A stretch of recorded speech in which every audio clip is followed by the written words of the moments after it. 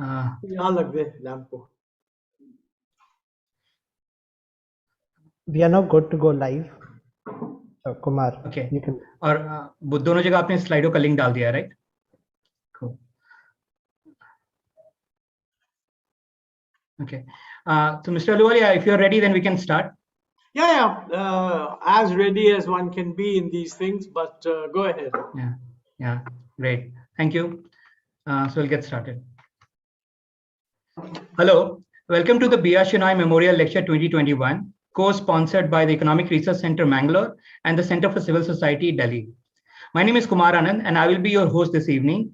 After the talk, there will be some time for questions, and we have shared a Slido link on Zoom and on YouTube, which takes you to a portal. Please type in your question there. You can also upvote and downvote a certain question. This lecture series memorializes the Indian economist, Professor B.R. Shenoy, who for almost 30 years, till his passing in the late 1970s, waged a lonely fight in the decades of Soviet-style centralized plans for liberalized economic policies that would generate both employment and genuine economic growth for the Indian common man. This was the era of permit license Raj, a phrase he coined as a description of a distorted economy, where Delhi had to give permission for a company to spend its own funds to expand production of what people need to buy. And growth was a nominal few percent annually at the time. Foreign exchange was perennially scarce. The country was a global arms seeker, and RBI reserves were so depleted that India had to pledge her gold for an IMF loan. In 1991, driven by desperate circumstances, an economic revolution took place, and the then Finance Minister, Dr. Manmohan Singh, noted the fervor for a change in a budget speech, quoting the well-known couplet, "Sarfaroshi ki tamanna aaj hamare dil mein hai." Our speaker for the B.R. Shenoy Memorial Lecture 2021 was a central player in the vital backstage policy work that made possible the success of the 1991 economic reforms. On behalf of the chairman of the Economic Research Center, Shri Giridhar Prabhu, and the founder president of the Center for Civil Society, Dr. Parth J. Shah, it gives me great pleasure to invite Montek Singh Ahluwalia to deliver the B.R. Shenoy Memorial Lecture 2021. Our speaker is, of course, very well known. After BA Honors in Economics from Delhi University, he obtained an MA and MPhil in Economics as a Rhodes Scholar at Oxford University. He has worked at the International Monetary Fund and at the highest administrative levels of the Government of India as Secretary of Economic Affairs and as Finance Secretary, Ministry of Finance, and as Deputy Chairman, Planning Commission, 2004 to 14. He was awarded the Padma Vibhushan in 2011. He is presently a distinguished fellow at the Center for Social and Economic Progress, Delhi. We now request our speaker, Montek Singh Ahluwalia, to deliver B.R. Shenoy Memorial Lecture on Lessons from 1991 for 2021, New Economic Reforms for Renewing India. Please go ahead, sir.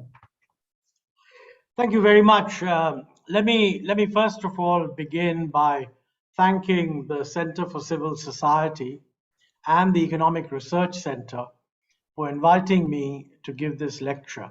You know, I'm particularly pleased to be able to give this lecture because I think the work of B.R. Shenoy is very relevant to the whole economic restructuring that took place in 1991.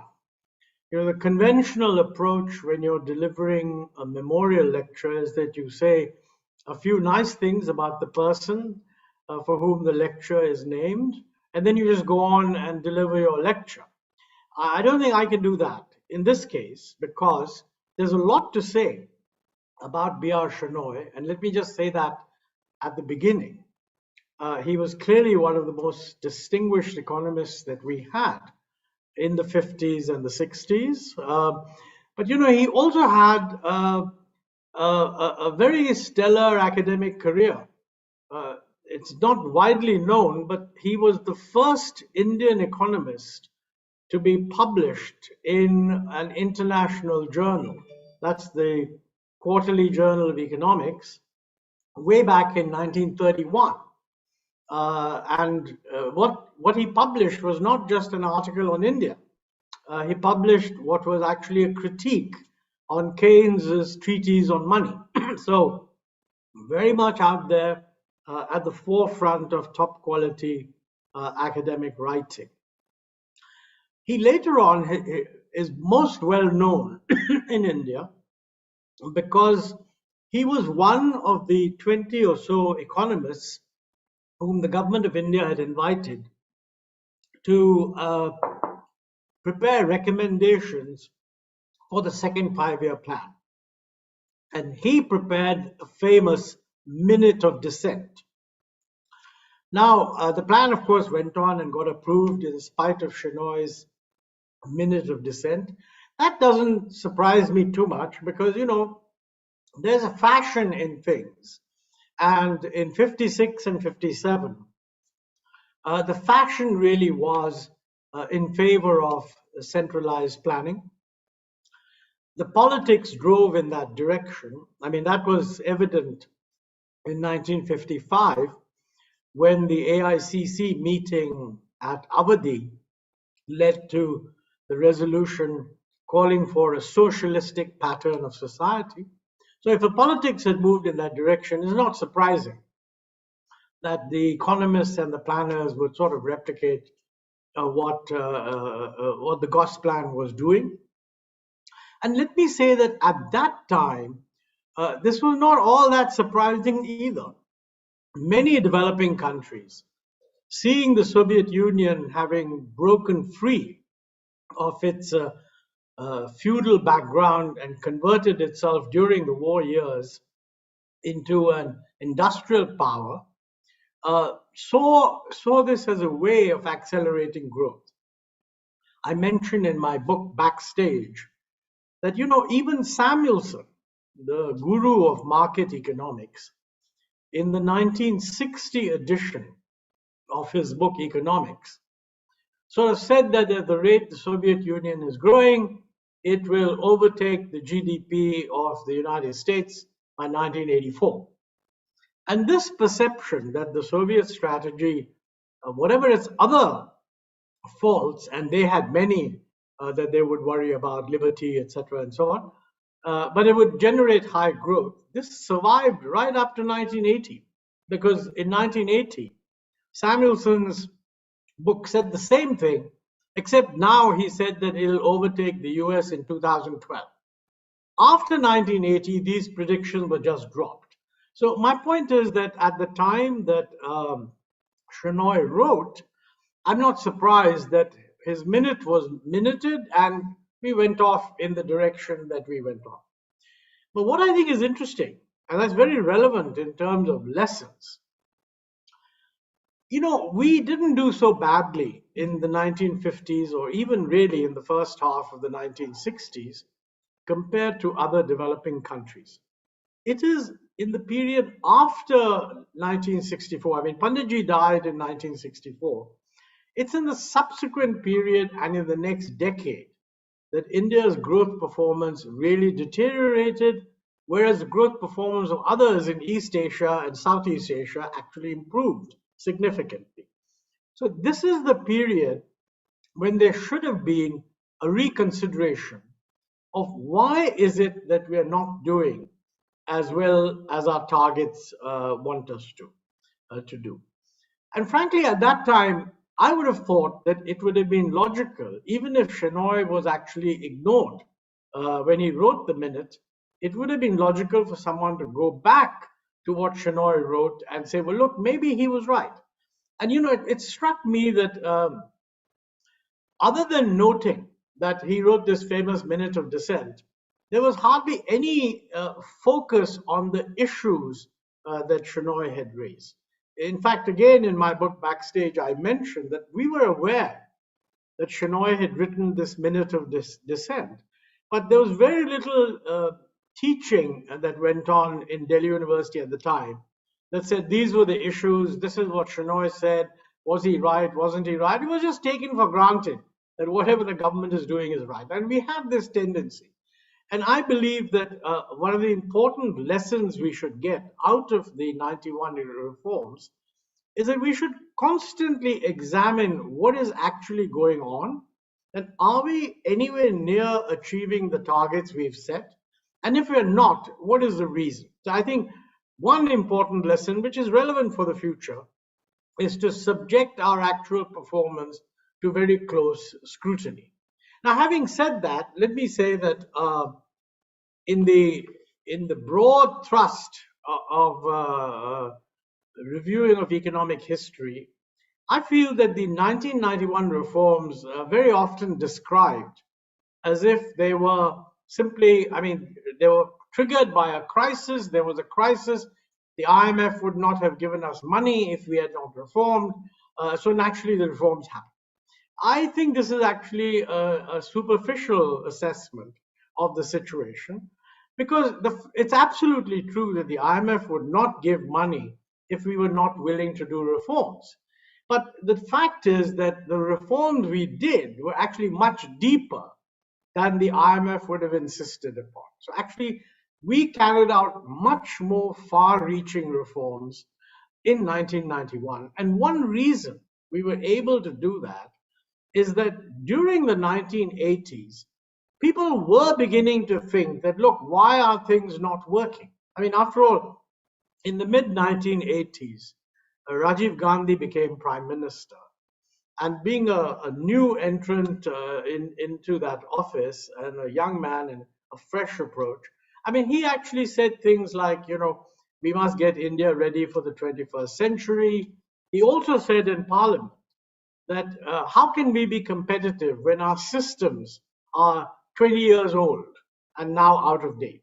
So the idea that we need to review our systems as a whole was there in the public debate, but we somehow failed to translate that into actual action. And you know, my thing, I was in the government at the time, I was in the Prime Minister's office at various stages. I mean, after Mr. Gandhi left, Mr. VP Singh became Prime Minister. Internally, we had discussions that, you know, why is our performance not very good? And I sat down and I wrote what later on came to be called the M document. And the dominant thing that emerged from that was that, you know, our approach to reform is very much each ministry pronounces what reforms are necessary. This is not does not give you a holistic assessment of what needs to be done, because you know each ministry is usually responsible for some particular objective and it controls some policies. But it tends to think that in order to achieve those objectives, it must concentrate on the policies that it controls. Whereas in fact, the objectives are not being met because of other policies which the ministry itself does not control. I mean, let me give you a very simple example. The Ministry of Commerce, I was Commerce Secretary, the Ministry of Commerce is supposed to be responsible for pushing exports. And in those days, the way to push exports was either by having some export subsidy, it used to be called cash compensatory support, or by giving some assistance in marketing. So the Ministry of Commerce would always be told by exporters that, look, we can do much better if you give us more of a subsidy. Whereas actually what they should have been saying is, look, why are we not competitive?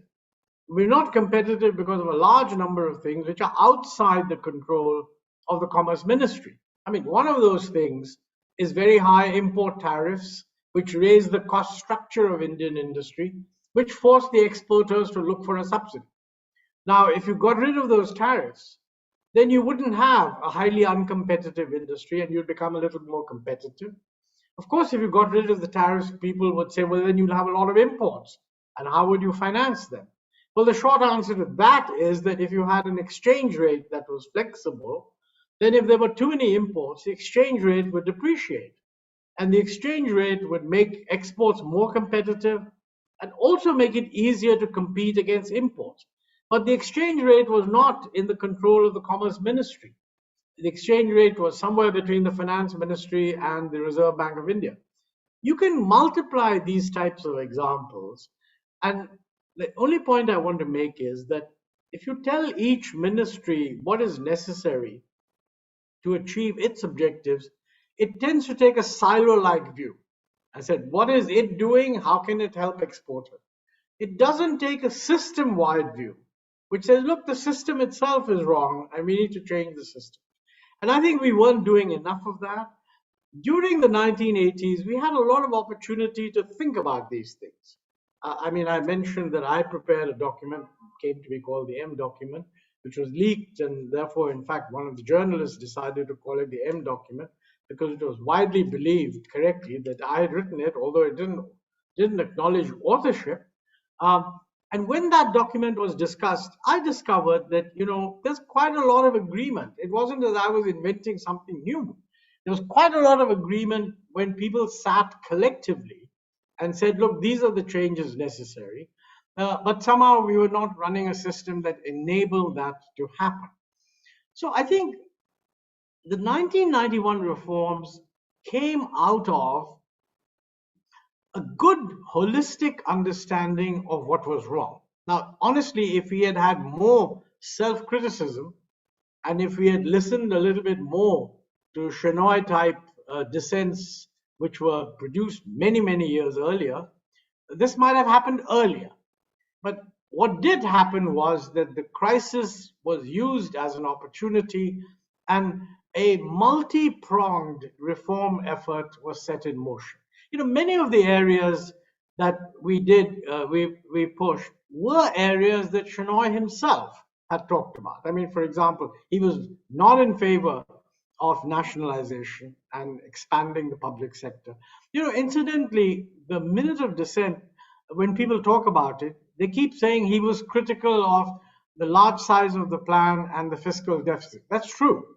But the most important part, in my view, of his criticism was the institutional structure for implementation, which included a lot of controls.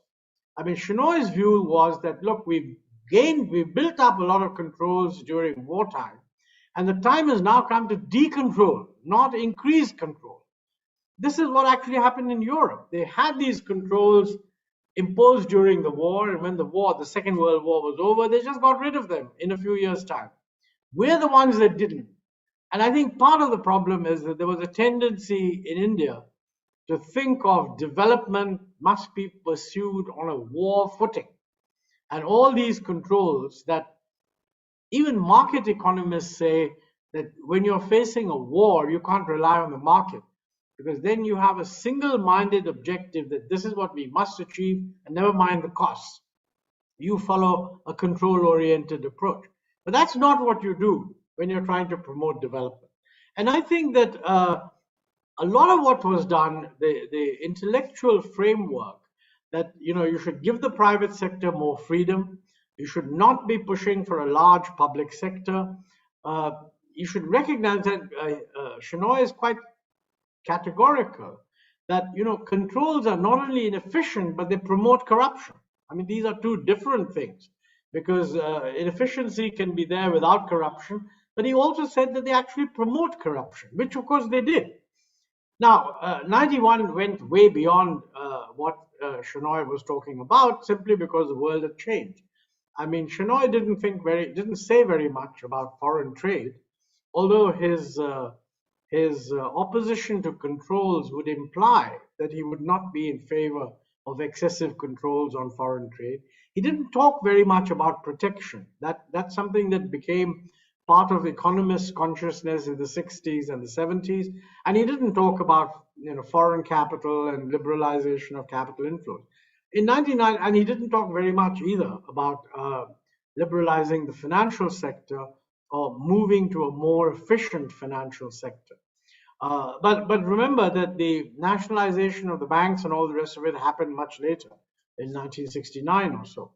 So I think that had we paid more attention to the sort of critique that was there in Shenoy's minute of dissent, we would have had a better understanding of the weakness of foreign policy. And one of the lessons for today is we should be constantly critiquing foreign policy. We should actually be encouraging critics to put forward criticism, because, with the best intention in the world, the government cannot always get it right. And actually, with economics, very often there are multiple points of view. And only time will tell whether X is right or Y is right. So we need a culture of criticism. And I think anything we do to promote that would, to my mind, be a good thing.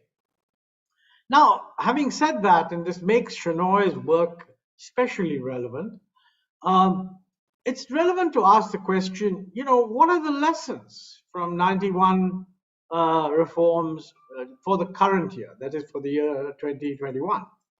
But it seems to me that one of the first things we need to do is to make up our mind whether the 91 reforms worked or didn't work. I mean, obviously, if you come to the conclusion that they were a complete failure, then you come to one sort of conclusion.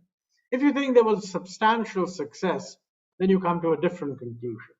Now, my feeling is that, and most people would agree with this, the 1991 reforms were substantial, they were systemic, and they pushed India into a higher growth path. I mean, we saw growth rates above 8% for several years during the 2000s, which we had never seen before.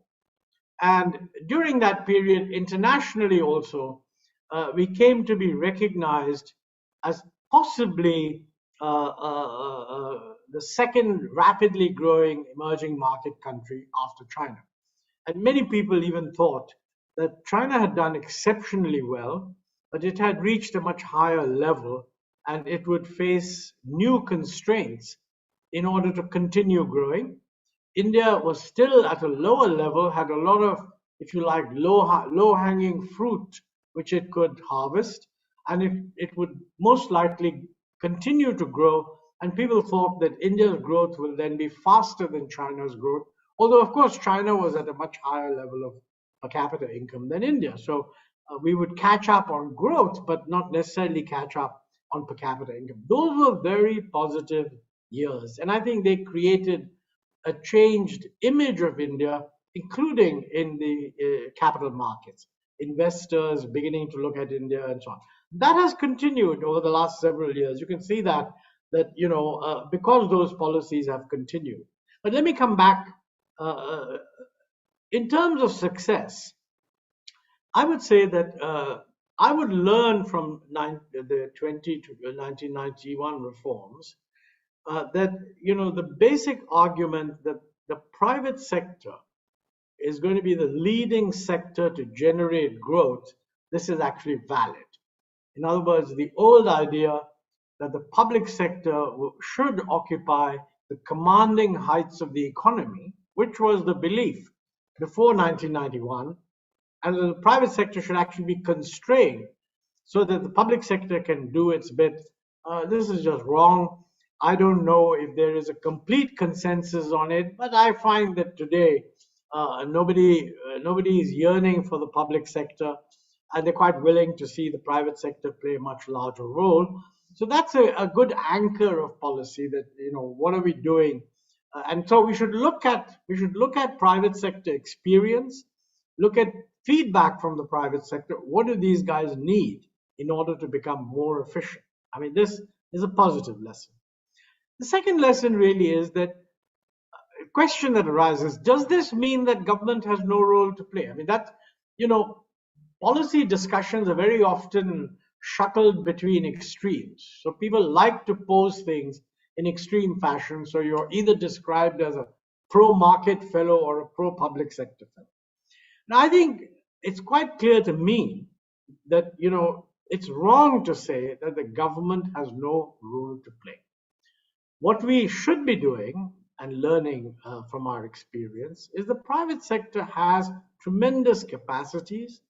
It has a degree of flexibility that public sector cannot match. The government has a big role to play. And what is that role?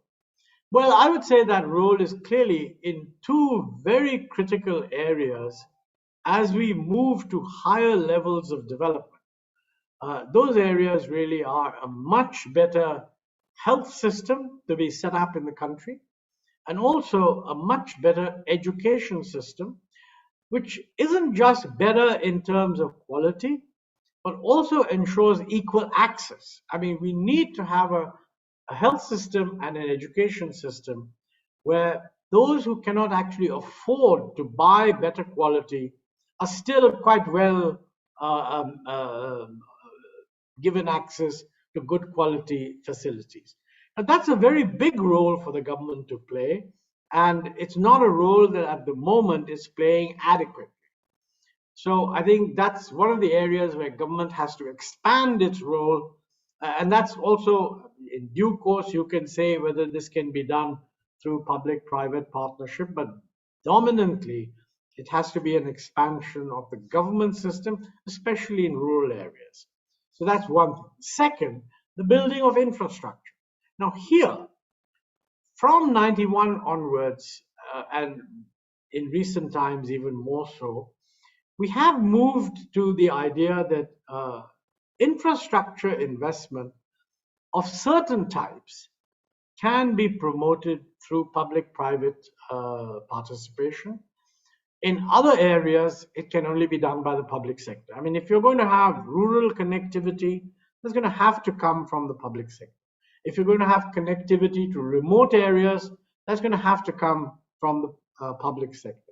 But there are many parts of road connectivity where you can levy a toll, and even if the toll doesn't cover the full cost of investment, you can have a public-private partnership where you can bid for a capital subsidy, in return for which for 30 years you get the right to operate that facility and make money on the tolls that you earn, provided the tolls are reasonable and appropriately regulated. And the same thing holds for ports, the same thing holds for airports. So this is a very big role for the government to play, and let's be very clear about it. India's infrastructure is nowhere near where it needs to be if India has to move from what it is now, which is the bottom of the middle income countries, to something nearer the top of the middle income countries. I mean, the great contribution of the 91 reforms is that we got pushed out from the low income country category to the bottom of the middle income country category. Now we have a whole new set of constraints that we have to deal with. We have to be competitive, we have to improve our infrastructure, and we have to improve logistics. Now, you know, logistics is another area which is not a matter of capital investment, but it's a matter of systems. And that's something that only the government can take care of. And the government means, in this case, both the central government and the state governments working together so that things move smoothly and products are delivered on time. I mean, there's a lot of work that's been done in industrial competitiveness, which says that Indian industry is actually quite competitive when it comes to what the factory does. But where it's not competitive is getting the inputs into the factory and getting the outputs from the factory into the ports. So these are elements of competitiveness which are critical if we have to be internationally competitive, and it's a role for the government to play. So let's not be fooled by assuming that we're in favor of liberalization, market will do everything, not at all. Third issue that we have to ask ourselves is that if you're going to give the private sector a lot of freedom, does it mean that you don't have anything to worry about? The short answer here is that, and many people do worry, that large private sector companies may exploit their market position. This is where we need a sophisticated structure, a sophisticated regulatory structure, which subjects the private sector to competition. You know, my personal view, and I mean, this can be debated and it should be debated. My personal view is that we do need to discipline the private sector, but the best discipline for the private sector is competition, not having a bunch of bureaucrats circulating around the private sectors telling them, why are you doing this and why are you doing that? I mean, I've discussed these things at great length in Backstage, my book. And my main hope was that enough people are made aware of the fact that government intervention creates an environment in which economic efficiency is almost impossible to achieve. And I think this is another reason why I feel that I feel honored delivering the B.R. Shenoy Memorial Lecture, because people should remember what he said, but even more should remember why was it that he wasn't given, not enough attention was devoted to it. And I mean, as I think the American philosopher George Santayana famously said, I mean, those who cannot remember history are doomed to repeat it. So I think we should understand what the pre-liberalization world was like, because otherwise we'll just repeat it. Having said that, the critical message here is that big private sector companies do need discipline, but the best discipline for them is competition. And this leads to another question that, one can imagine a number of products that are produced by a large number of private sector entities who compete with each other. But when you get to private sector entities which are very large and there are very few of them, how do you ensure competition? Well, in certain areas, like for example telecom, where there are kind of network effects that prevent the presence of very large number of competitors, but you can have enough competition with 2 or 3 dominance providers as long as you have a regulatory system that ensures that competition is fair and is not tilted towards one or the other. When it comes to production, the only competition is really from imports. No matter how big a producer, as long as the consumer has the choice between buying what he produces and buying from abroad, he is automatically under a competitive pressure. Now, I'm not saying that you should not have any protective tariff to protect your industry. A modest amount of tariff is perfectly okay. But if you've got big companies and they have a reasonable tariff protection, 10%, 12%, something like that, you can be sure that they are not going to be misusing their position, because basically the consumer has an option. So I think as we move forward, this becomes very critical in devising the kind of policies that we want. And this answers the question, should we remain open? Now, currently, I mean, all policies made in an existing context, and the current international context is one in which many countries seem to have deserted the earlier kind of commitment to open trading systems, including some of the most important. In their case, by the way, it's not as if they're deserting it for everything. They're deserting it for critical areas, technologies that they regard are critical to maintain their hegemonic dominance. And then they're going in for protection and control. So what should India do?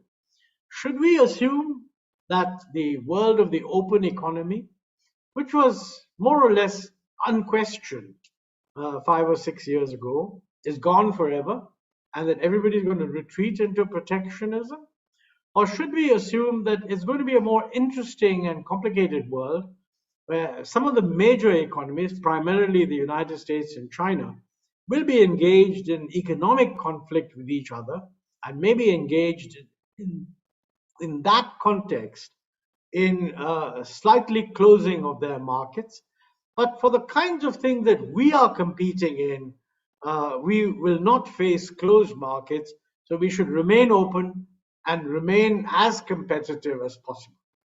Does this mean that in certain areas we can't just rely on openness for our own products to develop? We do need to do something special to develop Indian capability. The answer is yes. I mean, for example, we are a very, very important player globally in, say, pharmaceutical formulations. It makes sense for us to develop a substantial, the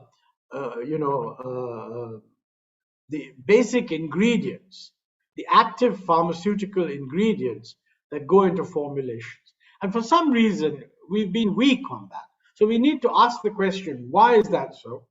How can we develop? I mean, after all, if we have a leading pharmaceutical formulations industry, that provides a base for a very healthy industry for active ingredients.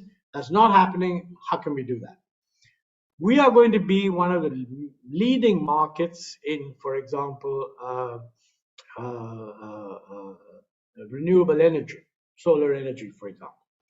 So we ought to think about how much of the solar energy stuff that we need can we produce ourselves.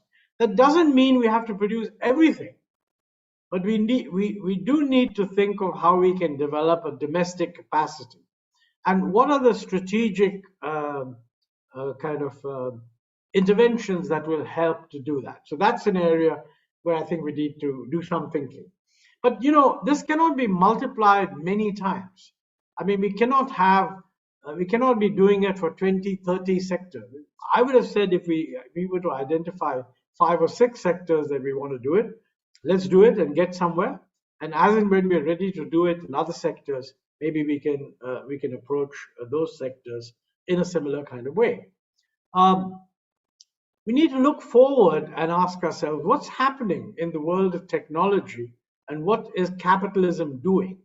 Now here, globally, there's a very big change in attitudes right now. In the 91 reforms, those were undertaken at the height of the enthusiasm about globalization. I mean, everybody was open. The Chinese were desperately trying to get into WTO. The communist countries declaring themselves to be market economies. So that was one kind of world. And the West was also very confident about itself. So we adjusted policies based on that kind of a world. Today, the attitudes seem to have changed quite a bit in the sense that there is a perception that coming largely out of the West, that market-oriented capitalism combined with globalization has led to a sharp increase in inequality. Now, they are beginning to question whether this is the right thing to have done. But I want to warn here that some of what they are questioning is simply the erosion of the real income of that middle segment of US industry, which was caught in a set of industries where they're no longer competitive. And we are the ones who should be stepping in. So I don't think we should fall victim to the trap of saying, yes, that's terrible. The fact that some of these things are going abroad is a good thing. It's helpful for us. And of course, it's true that China has been the one that took the biggest advantage. But frankly, that's partly our fault because we did not position ourselves so that we could take an equivalent advantage. I think that what we need to do is to recognize that as far as the Americans are concerned, they have to adjust to this by altering the structure of their own production, moving out of this middle range area, moving into higher level things which require higher skills, etc., and letting developing countries provide these products. My guess, by the way, is that is what they'll do. I don't think they're going to be erecting huge protective walls behind items that are not, according to them, of strategic value.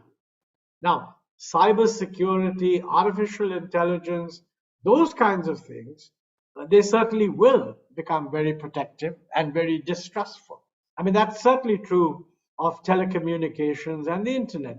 And these are things we also have to be concerned about. I mean, after all, if in the world of the Internet of Things, when the internet connects all kinds of machines, you have to be concerned whether an external agency could get control of all sorts of equipments in your country because they're able to hack the internet in one way or the other. So this is a new thing that we have to do, but it applies to very specific areas where cybersecurity is important. It does not apply to the general range of manufactured products where it seems to me we just have to show that we are actually competitive and get on with it. I think there are a couple of other points that I'd like to make, and that is that, before opening it up to questions, one of the important things that is necessary in as you move into a middle income category. We're already at the bottom of the middle income country, but as we move higher, when it comes to inequality, I mean, we should look at what's happening on inequality in India, and I think we should separate out what has gone on because of the pandemic. I think there's a great mistake to sort of treat many of these problems that are specifically there because of the pandemic and treat them as problems of capitalism. They do reflect the fact that we are not able to respond to the pandemic in as flexible a way as would be ideal. But there's been lots of loss of jobs, lots of income, etc., because of the pandemic, and that will come back as the economy recovers. So the question really is, if we separate out effects that are temporary and then look at effects that are longer term, what are the things that should be of concern in future? And my guess is that the biggest problem there, quite honestly, is that we are not seeing a sufficiently rapid expansion in what I would call the non-agricultural sector that would enable us to pull people out of agriculture. I mean, the fact is that in a normal development process, the percentage of the population depending on agriculture should go down. Unfortunately, when people talk about agricultural employment, a lot of the talk is that we must increase agricultural employment. That's not true. We should be reducing agricultural employment by taking people off the land. But taking people off the land doesn't mean pushing them off the land. We ought to be creating pull factors so that they themselves want to move off the land. And the fewer people there are depending on agriculture, because they've found other jobs, the easier it will be to raise per capita incomes and wages in the agricultural sector. What are these areas? Well, I mean, services and construction and these things, they're obviously important. But manufacturing is also important. And we have not done as good a job in that area as we should have. So we really need to look at what is it that's holding back manufacturing. Again, it's easy to get into the mistake that manufacturing is suffering because it's not protected. The fact is, manufacturing is suffering because we haven't created the ecosystem that would enable manufacturing to be competitive, and so we get more imports of things that we could easily produce competitively. Our focus should be on that rather than on raising protective tariffs. There will always be pressure on the part of industry to raise protective tariffs because that's the easiest thing to do. I mean, in the public debate, it's a mistaken impression that raising tariffs hurts foreign manufacturers. Actually, it primarily hurts domestic consumers. They also hurt foreign manufacturers. But it hurts domestic consumers and it hurts domestic exporters because the raising of tariffs raises the cost of production domestically, which feeds itself through into exports. So this class of issues, what do we need to do to improve our ability to expand employment in manufacturing is important. And frankly, linked to that is the whole issue of improving the quality of the labor endowment. It is any employer will tell you that we have a serious problem that although we have a lot of people and we have a young population, the availability of people who are adequately skilled is not very good. And that's a huge lacuna in the system, which can only be solved by the government intervening, again, through a combination of both public sector and private sector activity, so that basically we can generate a labor quality that is actually better. And I think if you use most of the metrics that people use, number of years of schooling, etc., we don't come out looking good compared to, let us say, Vietnam, which is also a low-income country, but I think they've managed to do a better job in training their labor. So I think that's one big area. I think we need to also look at the issue of our kind of tax system, because if the role of government is not going to contract, and I have said earlier that it's not going to contract, let's ask ourselves, how is it going to expand? Well, a very simple answer would be that we need to add at least 1% of GDP to education and skill development in India. We almost certainly need to add maybe 1 to 1.5% of GDP on provision of health through the government, center and state put together. So that's 2.5% of GDP additional expenditure. We certainly need to add about 1% of GDP in research support, including agricultural research. I mean, I say this in the context where we are currently facing all sorts of threats of climate change, which will have a very adverse effect on agricultural productivity. So we do need to do more research in these areas than we are doing. How we do it is another matter, how to get the biggest bang for the buck. But if you take 1% there, so 1 and 1.5, 2.5, and another 1, which is this 1%, and then look at what infrastructure needs. Without any question, we probably need to spend an extra 2 percentage points of GDP on infrastructure, of which again 1% will have to come from the government, center and states to put together. So that alone would take this to about 4.5% of GDP. And I think we also have to recognize that we're not spending enough on defense. Given the geopolitical situation that we face, our defense expenditure as a percent of GDP has been shrinking steadily. You don't want to be caught in a vulnerable position, so you need to jack up defense expenditure somewhere between 0.5% to 1% of GDP. That means really, I'm not saying that this has to be done immediately. This would have to be done over the next 5 or 6 years. You can easily think of 5 percentage points of GDP increase in expenditure. Now, in addition to that, we already have a fiscal deficit that's far too high.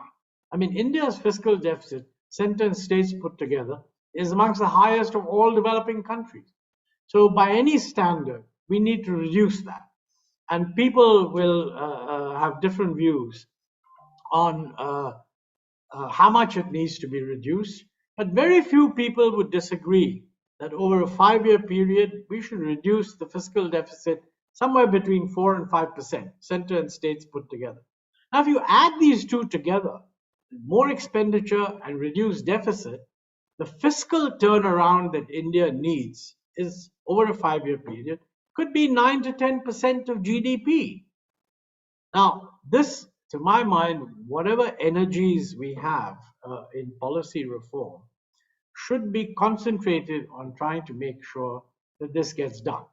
Now, two things here are very important. One is tax revenues. Is India mobilizing as much by way of tax revenues as it should? The answer is no. By any number of studies have shown that India's tax as a ratio to GDP is lower than it should be given our per capita income. So different people have different ideas of what the gap would be, but most people would say that, look, if you were to optimize that particular ratio, you really need to reduce the tax ratio by something of the order of just 1 second. Something of the order of you need to increase the tax ratio by something of the order of 5% of GDP. How do you do that? That requires a major tax reform. I think we tend to think of tax reform as being done from budget to budget, but actually most systemic reform is done with a lot of thinking in advance. I think one of the very important advances that we have made is the implementation of the GST, which took several years. It began under the UPA, finished in the NDA period, the current government, and it's still a work in progress because the design of the GST is widely regarded as not ideal, so it'll take a little more time. But I think the GST has been done, but there's a whole issue of what should be the structure of direct taxes, what's the structure that's most consistent with what is global best practice. And also, there's the issue of property tax. By any standard, the property tax rates in India are ridiculously low. At the same time, we're becoming an increasingly urban society, and there are going to be huge demands to increase urban services. Now, property tax, the rate is determined by the state government, but the tax accrues to the municipality. So the state governments have great incentive to follow a populist approach and actually lower the property tax rate. The end result is that the municipalities end up with no revenue at all. And if you make a comparison between rates of property tax in India compared to rates of property tax in the rest of the world, you can see that we are hugely undertaxing, underutilizing this source of revenue. But in all the tax reform approaches, you shouldn't take a silo type of approach. We need to take a comprehensive look and say that, look, we need to increase tax revenues by this much because we need to increase expenditure by this much. Now, of course, if you don't need to increase expenditure, then you don't need to increase taxes. But if you don't need to increase expenditure, you're not going to get all the other good things that you want.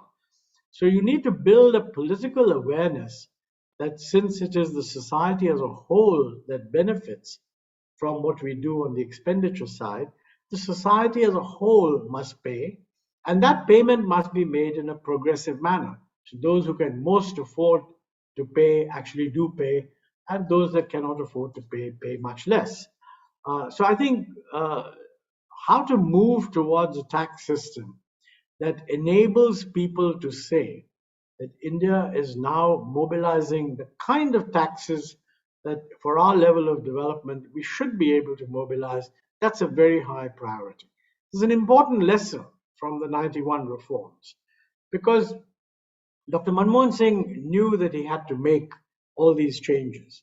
Instead of simply announcing changes in the budget, he set up a committee under Dr. Raja Chellaya, then one of our most distinguished fiscal economists, included a lot of distinguished economists and tax accountants and people familiar with business, etc. They produced a very comprehensive report on what to do on the direct taxes, indirect taxes, domestic indirect taxes, customs duties, etc. I think we need another similar kind of committee which would bring the best expertise in the country, and I would say even go beyond the best expertise in the country and bring in international experts. There's no reason why we shouldn't put on it people with acknowledged expertise internationally, because as we integrate with the world, as more and more foreign companies have taxable entities located in India, we need to be able to make sure that people who do business in India say that, the Indian tax system and the Indian tax administration is among the best in the developing world. I mean, that should be our objective. So we are benchmarking not against what our view is, but we are benchmarking against what would be an expectation internationally of what a developing country on the move should be delivering and offering. So these are some of the ways in which we should define the agenda for the future. It is a very important agenda. It's not something that can be done straight away, but we should not view this as we need to do this because the 91 reforms failed, which very often you hear people saying, oh, well, the 91 reforms haven't worked, therefore let's do something. And that's quite wrong. I think the correct thing is that the 91 reforms worked very well, but some areas didn't work as well as we had hoped. Gave us a good 20 years of much more rapid growth, and they've run out of steam. We have new challenges before us. The world has changed. The level of sophistication in the country has changed. The expectations have changed. So we need to redefine the policy agenda. And I think that is really the big lesson of the 91 reforms, is that we will do that only if we have a good appreciation of what is wrong in the existing system, because the purpose of reform is to change the existing system. And for that, it's very difficult to do that if every ministry's change is being dictated by itself, because very few ministries will say that they've been doing anything wrong. The tendency will be to say, give us more power so that we can correct other people's mistakes. And that's not actually what we want to do. You want to have a good holistic analysis of what is needed for India to move into the next 20-year period of rapid growth. So those are some of the thoughts I have. I'm running out of time, so I know that I have to end at this point. Maybe other issues that you have can surface during the question and answers. So with those words, let me once again thank you for listening to me so patiently, and I look forward to questions that may arise from the audience. Thank you. Thank you very much, Mr. Ahluwalia, for painting a very broad picture of list of both macro and micro things that we should look into, and lessons from 1991. 30 years have passed since then. I'll just use my privilege as a panelist and ask the first question. But before that, two things that I particularly liked you highlighted about Mr. Shenoy's work, Professor Shenoy's work. One is as part of his dissent on central planning, the memorandum that he wrote. The third thing that he mentioned, the third part of it was that how pursuing the goals of or pursuing socialism, the institutions become weak. The democratic institutions become weak. So that does not get highlight as much as his point about size of the plan or the deficit financing, which will cause inflation. And second thing about my favorite chapter of Shenoy that he wrote is Economics of Corruption. And there's a line which says corruption is an inevitable byproduct of interventionism. So those two, I'm glad that you highlighted those. Recently, I was speaking to a friend of mine, and he mentioned, and I mentioned to him that we are hosting this lecture, and you will be the speaker. And then he said that he recalled an encounter that he had with you when you were the deputy chairman at the Planning Commission, and he said, in one of those after the conference side conversations, he said.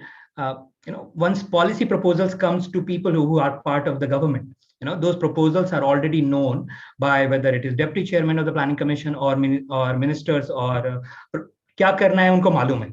So your remark, and I'm paraphrasing my friend that may or may not be right, is hame malum hai kya karna hai, we know what to do, batao ye hoga kaise, how to make politically feasible. And the recent farm bill ke saath jo hua hai, whatever happened in the farm bill fiasco, so to say, is something. So I wonder if you have some thoughts on it. So end is known, and end is generally agreed upon by everyone. But how to go about doing those and going about implementing those reforms is the key. And I think we have not found a way around it yet. You want me to comment on? I mean, that's yes. That deserves a whole lecture in itself, because the way I look at it, I think the need for reform in agricultural marketing was agreed to by most people, certainly including me.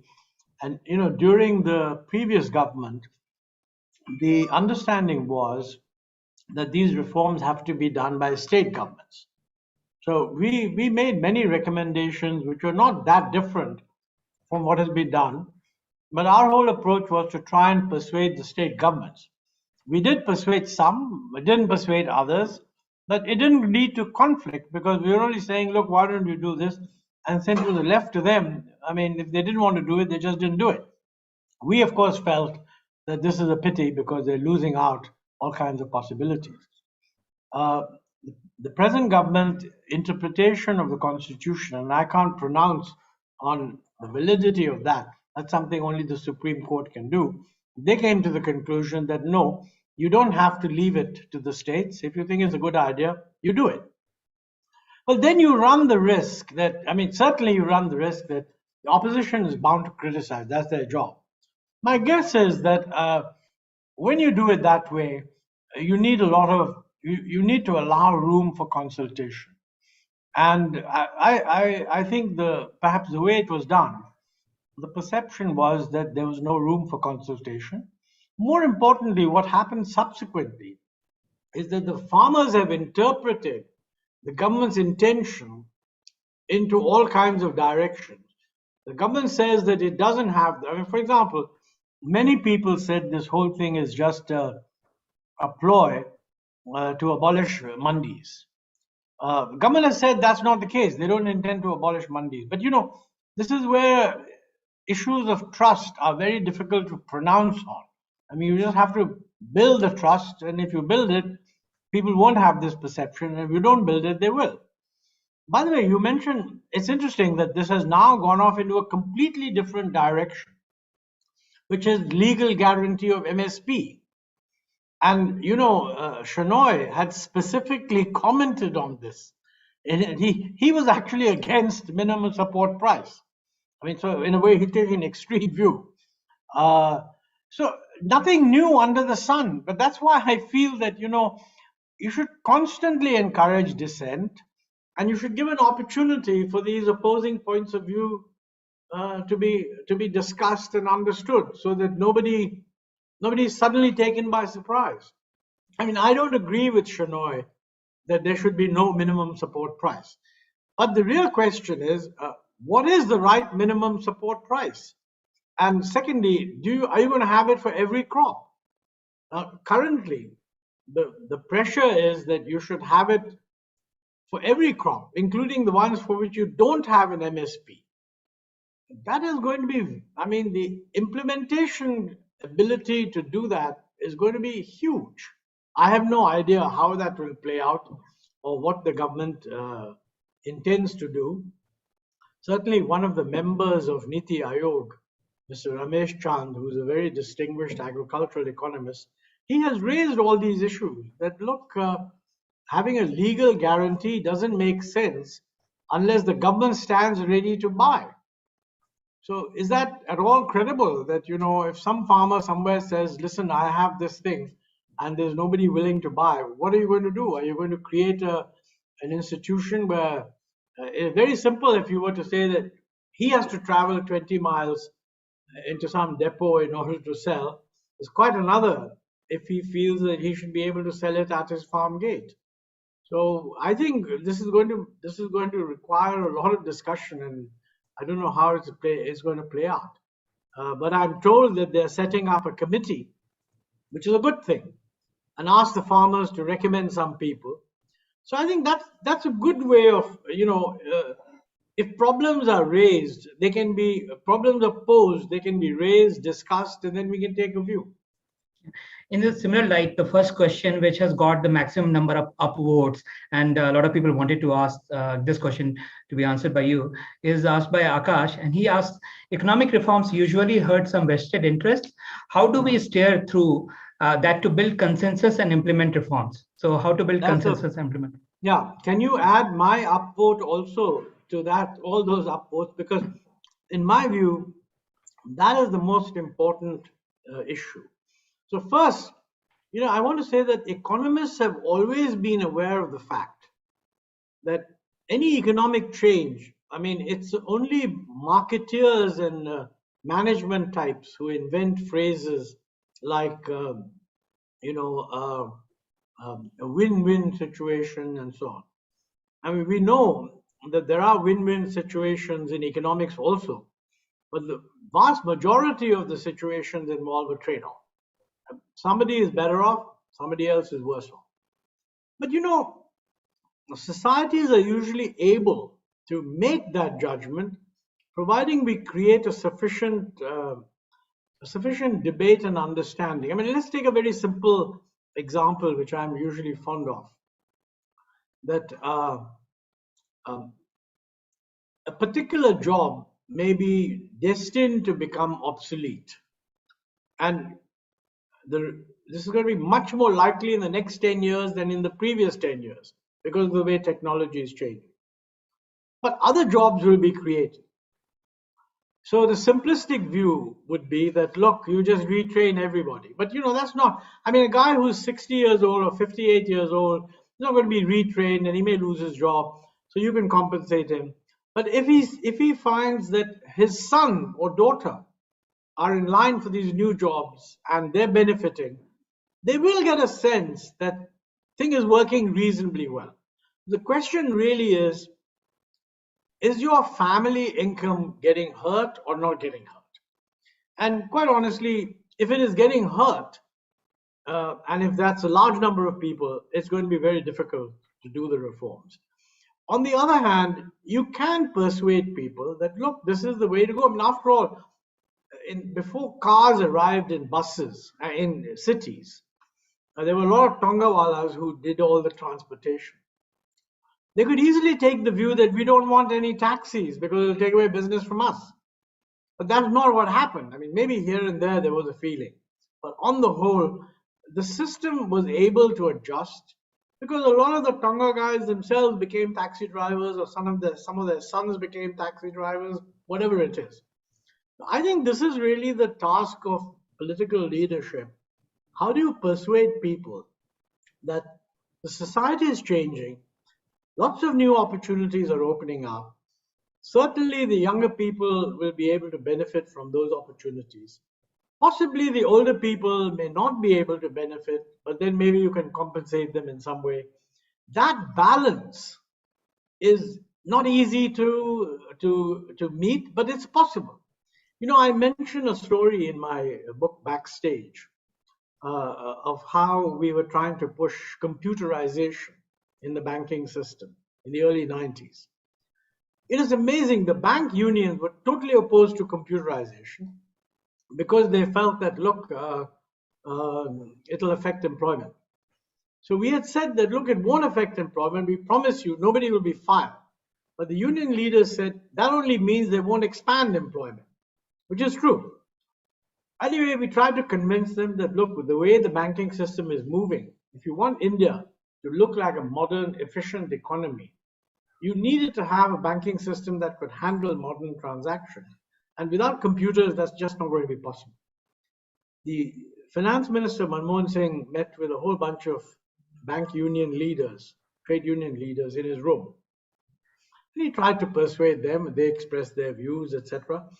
And they were not actually persuaded. But, as they were leaving, he was saying goodbye to each one of them and shaking their hands and being very polite. I happened to be standing by since I was a finance secretary. One of the leaders said to him, Mr. Finance Minister, I don't agree with you at all. But then he softened and said, but I don't mind telling you that my son agrees with you.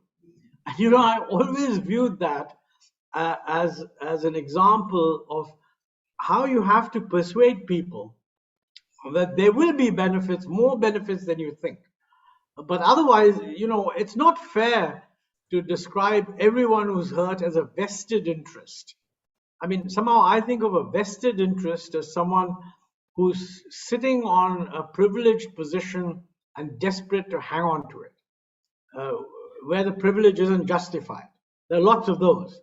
But even if that's not the case, there are innocent observers who will get a little bit hit, and we need to observe that. This is also one of the reasons why in favor of making change gradually. I mean, the more rapidly you make it, the larger the fallout, the collateral damage. If you make it more slowly, then the collateral damage is smaller, but equally the benefits are delayed. So that's a political balance the different societies have to make. What pace of change do they want? So your story from the Backstage, which you just narrated, is a good segue into the next question, which comes from Parth Shah. He asks, younger generation almost across the world is skeptical at best and outright opposed to markets. How did this happen despite millions of people have been lifted out of poverty in the last generation? And what should we do to address this challenge? Well, as usual, Parth is right. Mind you, he's one of the leading exponents of the good that markets do. So I'm hoping that he will be the one finding the answer. I don't have a short, quick answer to this, but what is very important is to maximize familiarity with the good stories. I mean, look, when you do something, hundreds of people benefit. Rightly, they believe the benefits are due to their own achievements. Maybe to some extent they think, yes, thank God you aren't mucking things up and you allowed me to succeed. But subsequently, they're not grateful to you. But whoever's hurt is upset specifically at you and for a long time. So how the political process can make people aware of all the good things that are happening. And I feel that in India, I mean, this is something I feel very strongly, that if you were to ask questions about good things happening, there's an enormous number of good things that are happening. But unfortunately, modern social media and others, there's no kind of emphasis or payoff from spreading good news. There's all the payoff in spreading the bad news. I mean, you saw that in the pandemic. The fact that 98% of the people who got infected recovered never hit the news. But whoever didn't recover, and that is a tragic occasion, hit the news all the time. Now, sometimes these things are good because they draw your attention to what is a real problem and force you to do something more. But I think the lack of knowledge about micro good stories is, I think, a problem. Because markets work by creating a huge number of opportunities for a large number of people. And by and large, when they succeed, they don't attribute it to good policy. So they're not actually, none of them is an advocate of the policy. Those who are not positively affected are made permanent opponents or whatever the policy is. So it's a very unbalanced outcome. I haven't answered Park's question because it is actually one of the most difficult questions to answer. The solution really lies in political messaging, but it does also lie in many more people putting across the facts so that people understand them. Thank you. Next question comes from Mohit Satyanand, and he asks, what do you think of the popular narrative that the Indian economy is getting formalized? Formalized is in quotes. Well, I make a distinction between getting formalized and being kicked into being formalized. I'm not in favor of kicking the economy into being formalized because, but I think in due course, I mean, look, nobody can paint a picture of India 20 years from now and say that 85% of the labor will be informal sector with no social security. I mean, that would just be absurd. So somehow the role of the formal sector, and formal sector doesn't, by the way, mean with rigid labor laws. Formal sector means you have some protection, a whole range of things, but not necessarily rigid labor laws. Yes, we should be more formalized. Our problem, quite honestly, is that, I mean, this is one view, and I know this is highly controversial, and that is that our labor laws are so rigid that they have created a strong disincentive for any of the entrepreneurs who are capable of operating efficient sector, formal sectors, units, entering into the labor-intensive sector, leaving this sector to basically those who are able to arbitrage away from whatever regulations there are. And as a result, we're doing much worse in terms of employment generation because we've created a capital-intensive bias in industry. I think that's a problem. Thank you very much. Next question, and here I'm clubbing a few questions, and a few people have asked the question in a very similar vein, such as Srikar Srivastava and Rajesh Jain. The question, broadly speaking, is: does India have the chance to become a $5 trillion economy, and how can we get to a per capita income like China's of $10,000 in a short amount of time, in a quick time? Well, the crux of that is in a short, I mean, let's put it this way. I'll rephrase that question. This $5 trillion, I mean, one of these days we are bound to hit $5 trillion. The reason the 5 trillion was an attractive thought was that it was said we're going to get there by 2024. There's no chance of that, and that's clear. Fair enough. I mean, hit by a pandemic, you couldn't possibly. I don't find it any more attractive to define a target in terms of $5 trillion than to define it in terms of rate of growth. I mean, in the bad old days of planning, the targets were all growth rate oriented. And one of the big advantages of that is every year you could check, are you hitting that target or not? So the question to ask is, what do you think is a reasonable growth rate for India? If you go by the miracle economy achievements of the past, you could even aim at 9 to 10%. I don't think that India can aim at 9 to 10%. We did get a little better than 8% for about 4 or 5 years during the 2000s and the early part of UPA 1. But you can argue that those were also days when the global economy was growing very rapidly. But I would say that today, there's no reason why India, once we've got over the pandemic problem, okay, there's no reason why India cannot shoot for an average growth rate of, say, 7.5%, providing it does all the things that are necessary to get there. I mean, the prediction is therefore a highly conditional prediction. Now, all the things that are necessary include making all the corrections that I talked about in the bulk of the lecture. When that will hit 5 trillion, you can work out yourself. I mean, frankly, if we grow at something like 7%, we will double our income in 10 years' time, per capita income.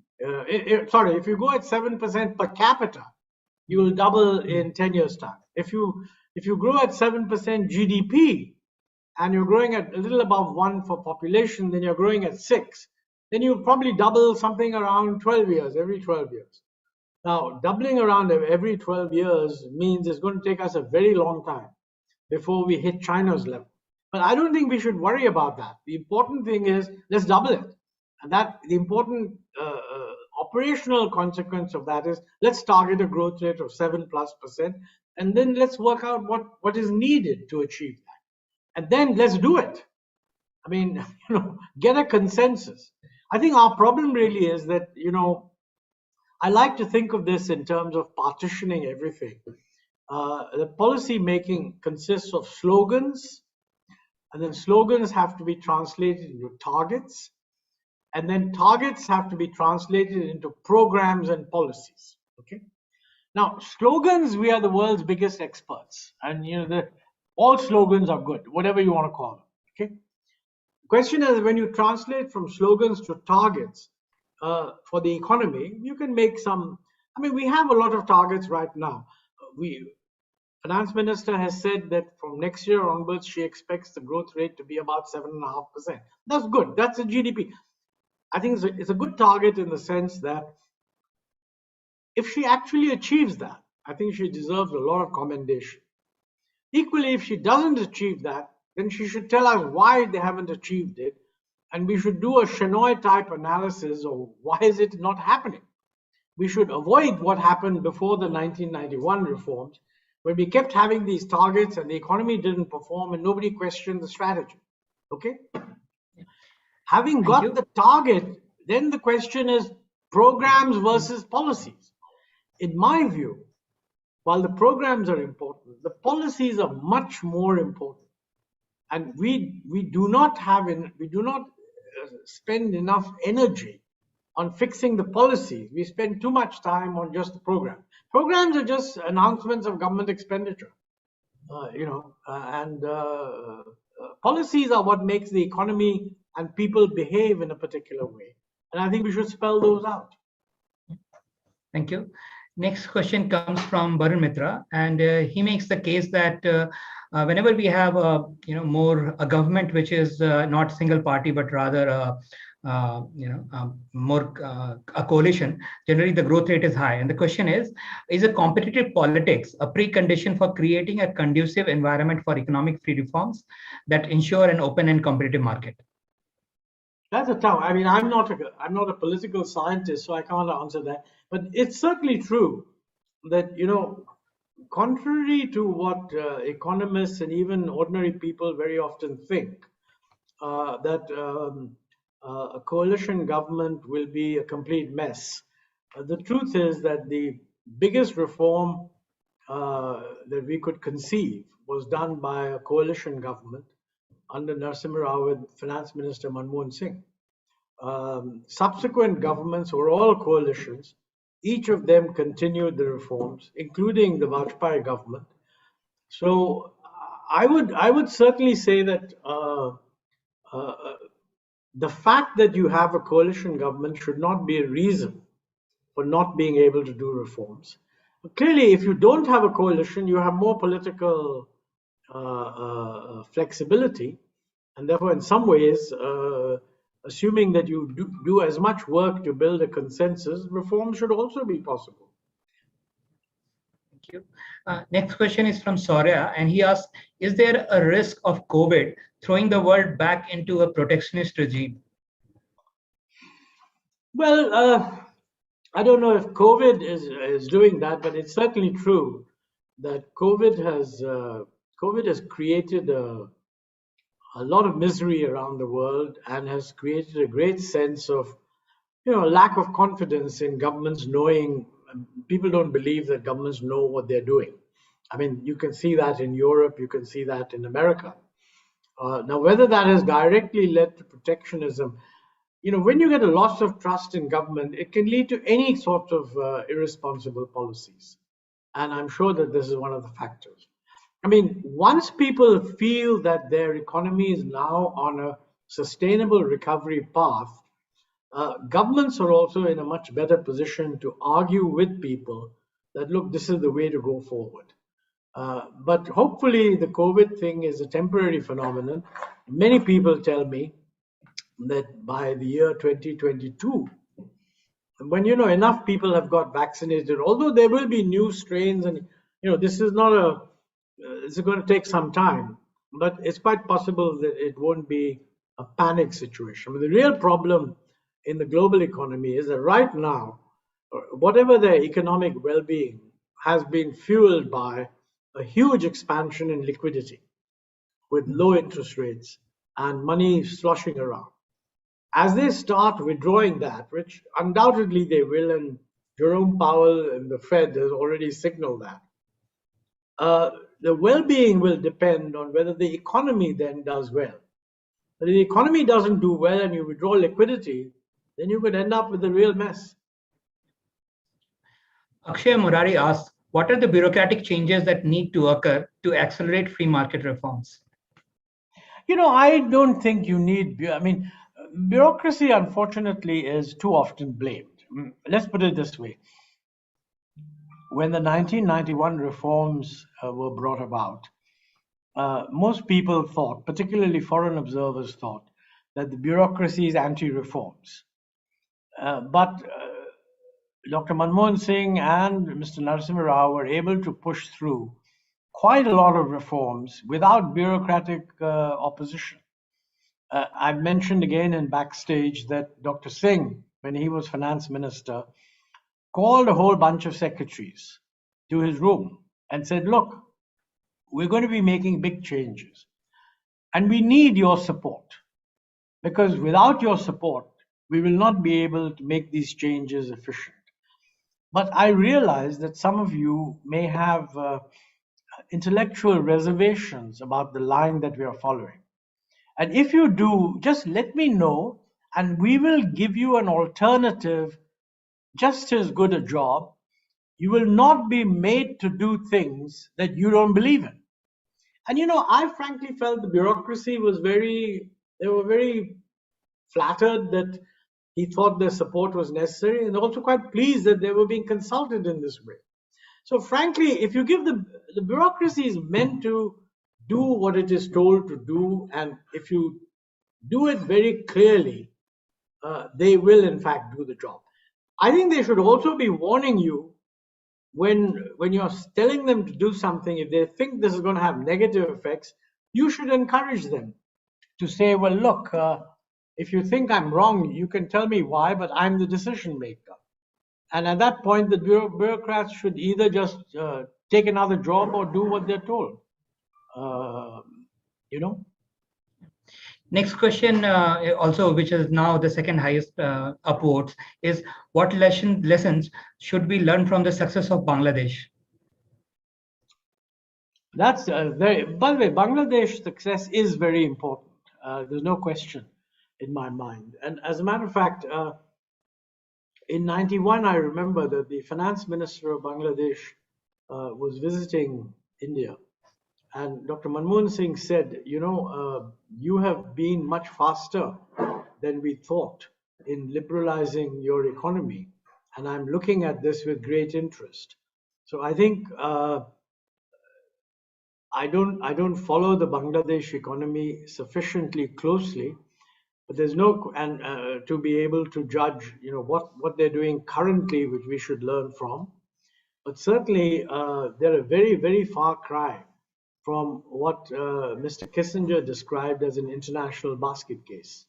I mean, that was one of the most catastrophically wrong predictions that Henry Kissinger made. At that time of liberation of Bangladesh, Bangladesh was poorer than West Pakistan. Today, they're much higher income and their growth performance is very good. Export performance is very good. Actually, their export performance is better than India.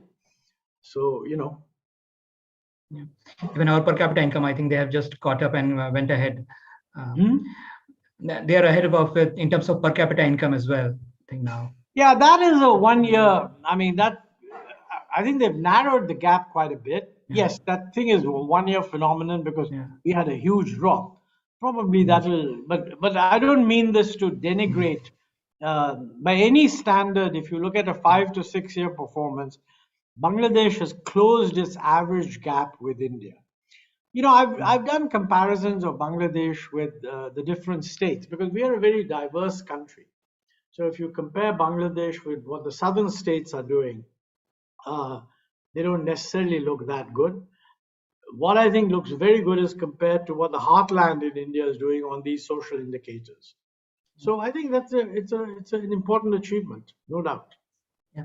So, Mr. Ahluwalia, our 90 minutes are up, but there are a lot of questions which are still out there. So I wonder if you have some time to spare, else we will just close up. Yeah, we can talk a little bit longer. Okay, super, thanks. Next question is from Dipankar Kaul, and he asks, how can we ensure that our regulatory bodies are not captured by vested interests, the capture being either through explicit corruption or situational factors? You know, it's a very good question, and all over the world, people are looking at the danger of regulatory capture. There's no single bullet solution. But certainly, one of the most important things is that regulatory agencies must function in a totally transparent manner, and they should have access to expertise, which makes them behave in a manner which is also transparent and predictable. It's not easy to do, but to my mind, you know, in some of the agencies that we have, I think we've done a pretty good job. You know, I think SEBI, for example, has been a very good regulatory agency. Can't say that for all agencies, but I don't follow them adequately. Let me say that the danger of regulatory capture is not a unique problem for India. It's a constant problem. And the only thing that will reduce that probability is a very high quality of debate and discussion, combined with staffing these agencies with real experts. Now, I think in the early stages, there weren't too many real experts because there wasn't a marketplace. So every agency was staffed with retired bureaucrats. I don't think that's a good idea at all. I don't mind bureaucrats moving into regulatory bodies, but if they want to do that, this should not be a post-retirement job. Yeah. I mean, for example, if somebody says, I want to be in SEBI and I want to move out of government, as long as his retirement age remains the same, he's sacrificing an important job in government for going into SEBI, I would not object. But what should not be done is that these things become post-retirement jobs, because then everybody wants to be in whatever regulatory agency they can be. And that's not really a sensible thing at all. Thank you.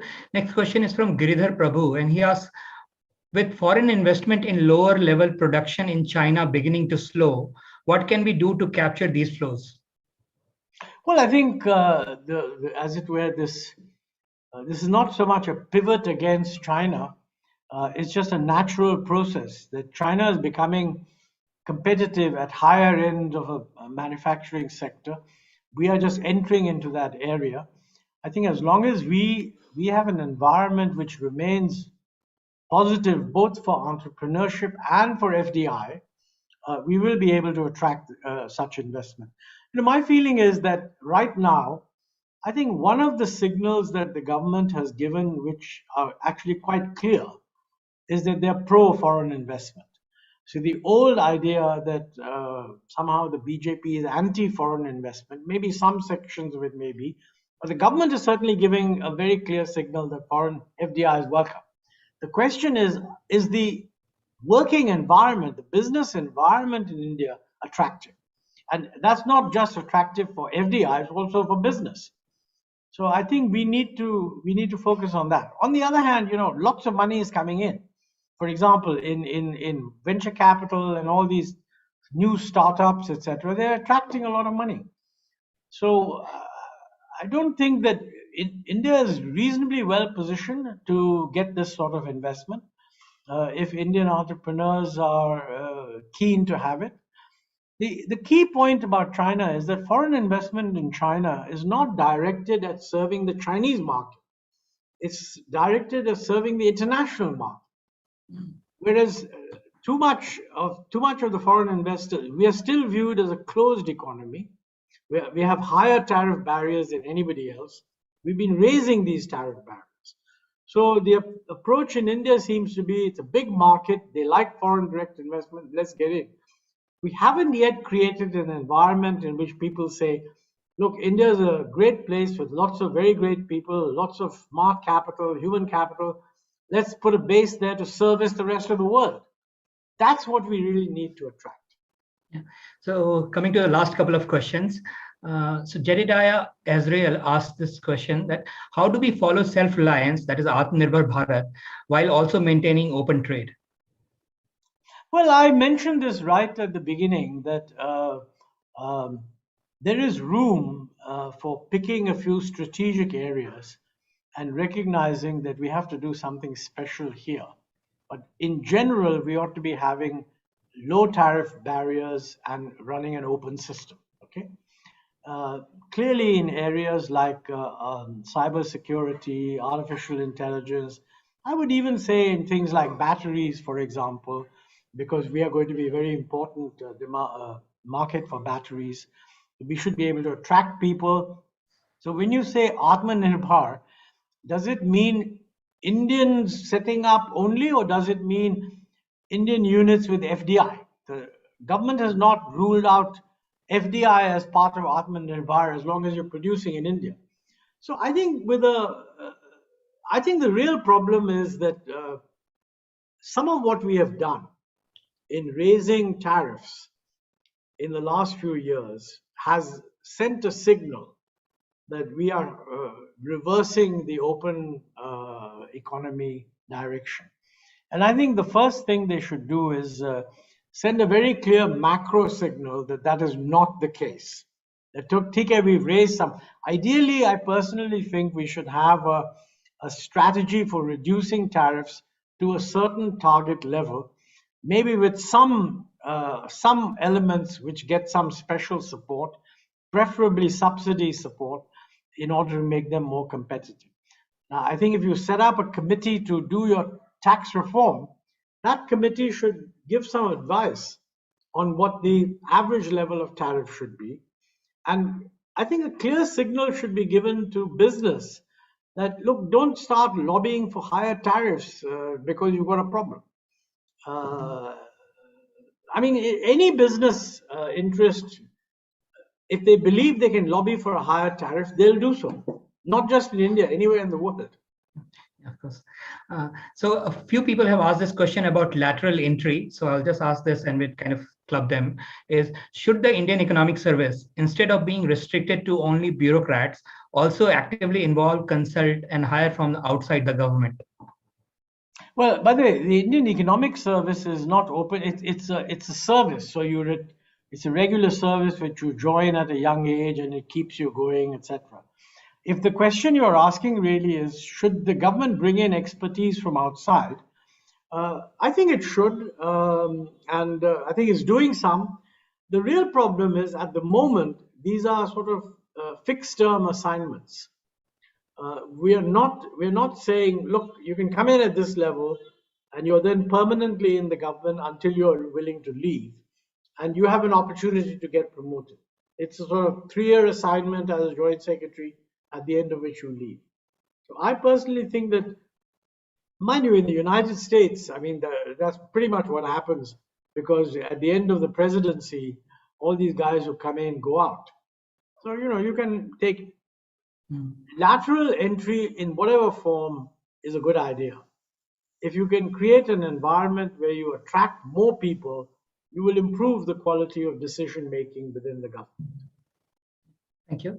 So we'll take this last question, and I don't have a name here. The question is, as government is opening higher education sector for private players, what do you think is a way ahead for students from low socioeconomic backgrounds and institutions? Well, look, when I say, I've said even earlier that the role of the government in providing educational access is not meant to be reduced. But I have no objection to private universities coming in and providing perhaps a slightly better quality education if they think it's better quality. The only solution as far as if it's a private university, the only way of giving access to less privileged students is through a system of scholarships, which can meet the gap between what they can afford to pay and what the fees are.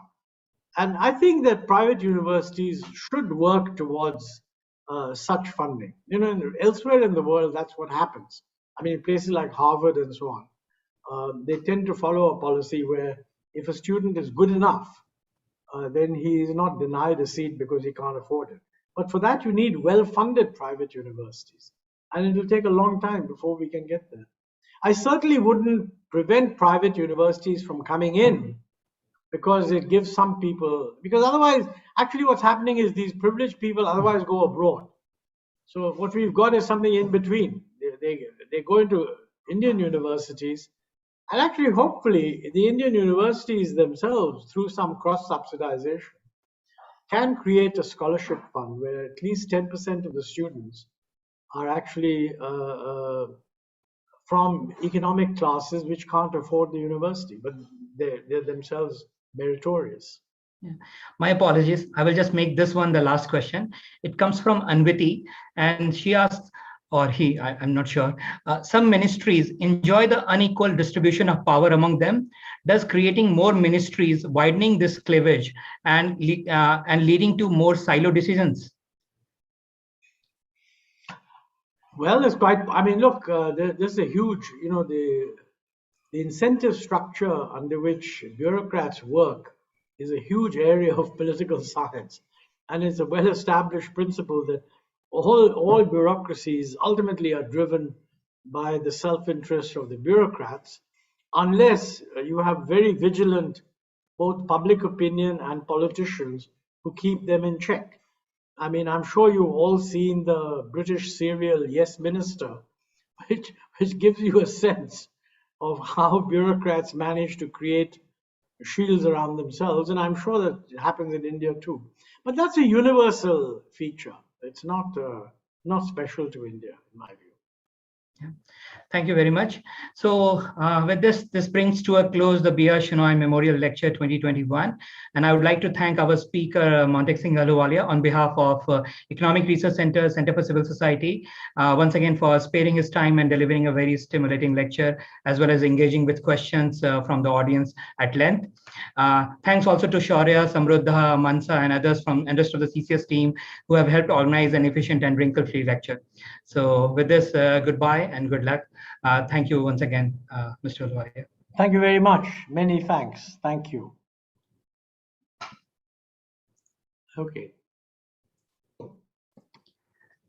Goodbye. Okay, thanks.